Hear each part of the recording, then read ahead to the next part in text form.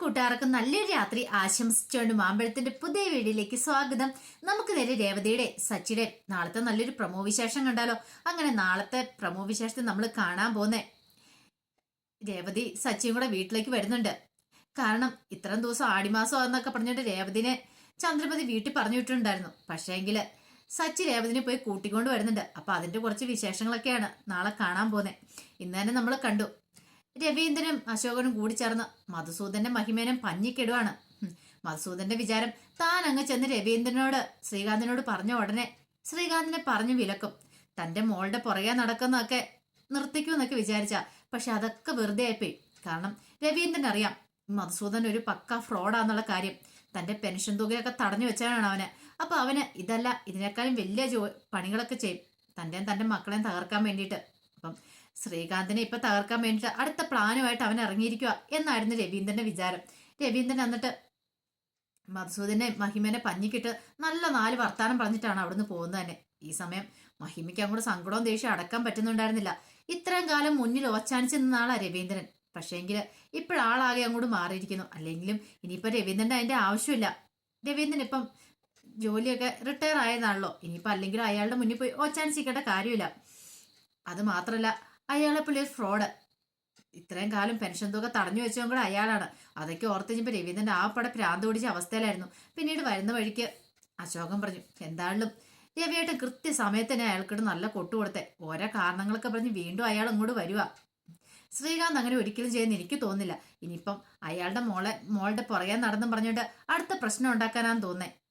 അയാൾ ഉദ്ദേശിച്ച കാര്യങ്ങളൊക്കെ നടന്നില്ലല്ലോ.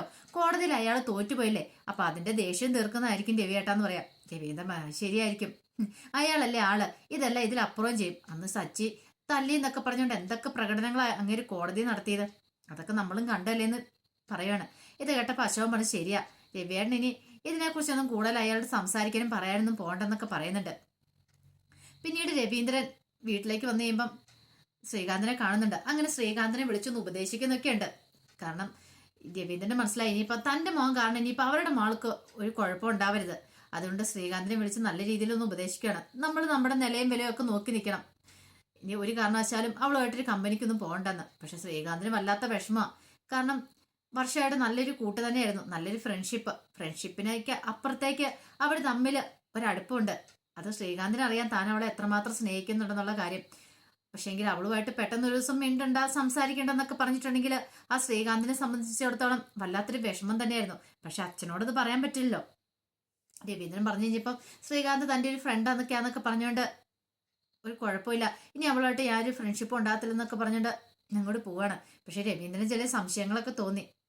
ഇതിനു മുമ്പ് ശ്രീകാന്തിനെ കുറിച്ച് ഇങ്ങനെയൊന്നും കേട്ടിട്ടില്ല. സുധിയാണെ കുഴപ്പമില്ലായിരുന്നു. സുധിയുടെ സ്വഭാവം വെച്ചാണെങ്കിൽ അവൻ പിന്നെ പെണ്ണുങ്ങളെ പുറകെ പോകുന്നതിൽ അത്ഭുതം തോന്നേണ്ട വഴിയില്ല. കാരണം ഇതിനു മുമ്പ് അങ്ങനെയാ. കാരണം ഒരു പെണ്ണിന് വേണ്ടിയിട്ടാണല്ലോ അത്രയും തുക 19 ലക്ഷം രൂപ കൊണ്ട് നശിപ്പിച്ചിട്ട് വന്നേ. പക്ഷെ ശ്രീകാന്തോ സച്ചി അങ്ങനെയല്ല. ഇന്ന് വരെ അങ്ങനെ ഇങ്ങനത്തെ കാര്യങ്ങളൊന്നും പോകില്ലെന്ന് രവീന്ദ്രൻ നല്ല ഉറപ്പുണ്ടായിരുന്നു. ഈ സമയം സച്ചി ഒരു തീരുമാനമൊക്കെ എടുത്തിട്ടുണ്ടായിരുന്നു, രേവതിനെയും കൊണ്ട് വീട്ടിലേക്ക് വരാനായിട്ട്.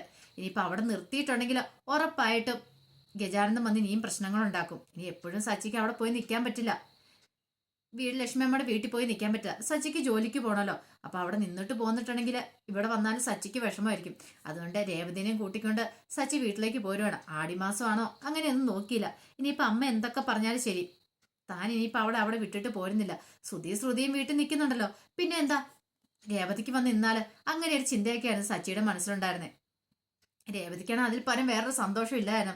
കാരണം സച്ചിയിലൂടെ ഇങ്ങോട്ട് വരിക എന്ന് പറഞ്ഞാൽ അവിടെ പോയി 2 ദിവസം നിന്ന് കഴിഞ്ഞപ്പോഴത്തേനും രേവതിക്ക് വല്ലാത്തൊരു ബുദ്ധിമുട്ടൊക്കെ ഉണ്ടായിരുന്നു. നേരത്തെയാണ് കുഴപ്പമില്ല, പക്ഷെ ഇപ്പോഴെങ്ങനെയല്ല. സച്ചിനെ കാണാതിരിക്കുമ്പോൾ രേവതിക്ക് വല്ലാത്തൊരു വിഷമമൊക്കെ വരുന്നുണ്ട്. അതുകൊണ്ട് സച്ചി വിളിക്കാൻ നോക്കിയിരുന്നു രേവതി ആ കൂടെ തന്നെ ചാടി പുറപ്പെടാനായിട്ട്. പക്ഷെ ലക്ഷ്മിയമ്മയ്ക്ക് ഭയങ്കര ടെൻഷനായിരുന്നു. ഇനിയിപ്പോൾ പോയിട്ടുണ്ട് അവിടെ ചെന്ന് കഴിയുമ്പം ചന്ദ്രമതി എന്താ പറയാൻ പോകുന്നൊന്നും പറയാൻ പറ്റില്ല. ചന്ദ്രമതിയുടെ സ്വഭാവം ആയതുകൊണ്ട് മിക്കവാറും ഇനിയും തന്നെ വിളിച്ച് ചീത്ത പറയും. ആടിമാസമായിട്ട് വീട്ടിലേക്ക് പറഞ്ഞു വിട്ടതാ. പക്ഷെ അതിന്റെ പേരിൽ ഇനിയിപ്പം വല്ല പ്രശ്നം ഉണ്ടാവുമെന്നൊക്കെ ലക്ഷ്മിയമ്മയ്ക്കും വിഷമം ഉണ്ടായിരുന്നു. പക്ഷെ എങ്കിൽ സച്ചി പറഞ്ഞു, അതൊന്നും ഓർത്തിട്ട് അമ്മ വിഷമിക്കൊന്നും വേണ്ട, ഒന്നും സംഭവിക്കാനൊന്നും പോകുന്നില്ല. അവിടെ ചെന്നാലും അമ്മ ഇപ്പൊ പ്രത്യേകിച്ച് ഒന്നും പറയില്ല. അമ്മ എന്തേലും പറഞ്ഞാല് അമ്മയ്ക്കുള്ള മറുപടി ഞാൻ കൊടുത്തോളാം. കാരണം ശ്രുതി അവിടെ നിൽക്കുന്നുണ്ടല്ലോ. അവർക്ക് നിൽക്കാമെങ്കിൽ പിന്നെ എന്താ, രേവതിക്ക് നിന്നാല് ഇവളോട് നിന്നാലല്ലേ പ്രശ്നമുള്ളൂ. ഇവൾ അങ്ങോട്ട് വന്നിട്ടുണ്ടെങ്കിൽ ഗജാനന്ദന് ഒന്നും വന്ന് ആരെ ഒന്നും ചെയ്യാൻ പോകുന്നില്ല. പിന്നെ എന്തേലും പ്രശ്നമായിട്ട് അവൻ വന്നിട്ടുണ്ടെങ്കിൽ എന്നെ ഒന്ന് വിളിച്ചാൽ മാത്രം മതി. ആ സെക്കൻഡ് ഞാൻ വന്നേക്കാന്ന് പറയാം. പക്ഷേങ്കിൽ ഗജാനന്ദൻ പോയ വഴിക്ക് പിന്നെ പുല്ല് പോലും മുളച്ചിട്ടില്ല. ഗജാനന്ദൻ അറിയായിരുന്നു ഇനിയിപ്പോൾ താനൊരു പ്രശ്നം ഉണ്ടാക്കാനായിട്ട് അങ്ങോട്ട് ചെന്നിട്ടുണ്ടെങ്കിൽ തൻ്റെ കാര്യത്തിൽ ഒരു തീരുമാനം ആക്കും. കാരണം സച്ചി പോവാന്ന് പറഞ്ഞിട്ട് മിക്കവാറും ഇനി അവിടെ എവിടെയെങ്കിലും ഒളിച്ചും പാത്ത് നിൽക്കുന്നുണ്ടായിരിക്കും. അങ്ങനെയാണെങ്കിൽ ഇനി അങ്ങോട്ട് ചെന്ന് വീണ്ടും അടി മേടിച്ച് കെട്ടാന്നേ ഉള്ളൂ. ഗുണ്ടകൾ പറഞ്ഞുകൊണ്ട് മാത്രമാണ് ഗജാനന്ദൻ അങ്ങോട്ട് വന്നത്. പക്ഷെ സച്ചി അവിടെ പമ്മിയിരിക്കുന്നൊന്നും ഗജാനന്ദൻ സ്വപ്നത്തിൽ പോലും പ്രതീക്ഷ കാര്യമില്ലായിരുന്നു. പിന്നീട് സച്ചി രേവതിനെയും കൂട്ടി വീട്ടിലേക്കൊക്കെ വരുന്നുണ്ട്. ഈ സമയത്താണെങ്കിൽ ശ്രുതിയാണെങ്കിൽ ആവശ്യമുള്ളതും ഇല്ലാത്തതുമായ കുറെ സാധനങ്ങളൊക്കെ ഓർഡർ ചെയ്യുന്നുണ്ട്. വീട്ടിലെ ചെലവുകൾ എത്ര നാളെ നോക്കിയാണ് സച്ചിയാണ്. ഈ പറയുന്ന ചന്ദ്രമതിയോ ആരും ഒരു 5 രൂപ പോലും ഒന്നും കൊടുക്കാറില്ല. ശ്രുതിയാണെങ്കിലും അതെ, നേരത്തെ വന്നിരുന്ന് ഫുഡ് കഴിക്കുന്നതല്ലാതെ വീട്ടിലേക്കുള്ള സാധനങ്ങൾ എങ്ങനെ മേടിക്കുന്നോ എന്ന് അന്വേഷിക്കാറ് പോലും ഇല്ല. ഇത്ര നാളും ചന്ദ്രമതി പറഞ്ഞുകൊണ്ടിരുന്ന അവന് ജോലിയില്ല അതുകൊണ്ടൊക്കെയാന്ന്. പക്ഷെ ഇപ്പോഴങ്ങനെയല്ല, കല്യാണം കഴിഞ്ഞു. ഇപ്പൊ ശ്രുതിയുടെ കാര്യം കൂടെ സച്ചി നോക്കേണ്ട ഒരു അവസ്ഥയിലേക്കാണ് കാര്യങ്ങൾ പോയിക്കൊണ്ടിരിക്കുന്നത്. കാരണം വീട്ടിലേക്ക് ഒരു പൈസ ചോദിച്ചിട്ടുണ്ടെങ്കിൽ എപ്പോൾ ചോദിച്ചാലും അവൻ ഇല്ലെന്ന് മാത്രമേ പറയുന്നുള്ളൂ.